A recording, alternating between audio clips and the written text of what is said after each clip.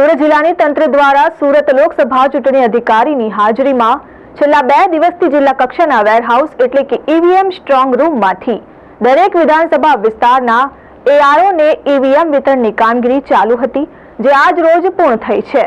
કેન્દ્રીય ચૂંટણી પંચ દ્વારા સોંપેલા જરૂરિયાત મુજબના ઈવીએમ એટલે કે ballot unit, control unit, VVPAT તેમજ પાવર પેક બેટરી જિલ્લા કક્ષાએ સ્ટ્રોંગ રૂમ ખાતે સંપૂર્ણ પોલીસ બંદોબસ્ત સાથે સાચવવામાં આવ્યા છે।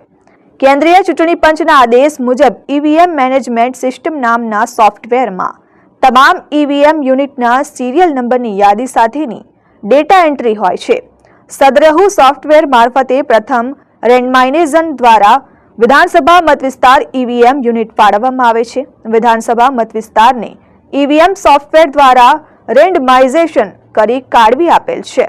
કેન્દ્રીય ચૂંટણી પંચની આ એપ્લિકેશન મારફતે ઓટોમેટિક એટલે કે આપમેળે સુરત લોકસભા મતવિસ્તારમાં આવતી વિધાનસભાને તેમજ ઈવીએમ મશીન એલર્ટ થઈ જાય છે।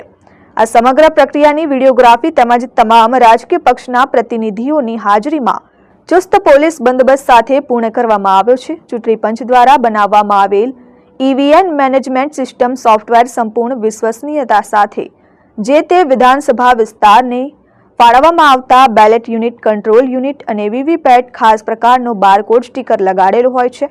મુખ્ય વેરહાઉસ એટલે કે જિલ્લા કક્ષાના સ્ટ્રોંગ રૂમમાંથી યુનિટને બહાર કાઢતી વખતે આ બારકોડને સ્કેન કરવામાં આવે છે, જે વિધાનસભા મત વિસ્તારને મળતાની સાથે જ સંબંધિત મદદની ચૂંટણી અધિકારી પણ પોતાના સ્કેનર મારફતે સ્કેનિંગ કરે છે।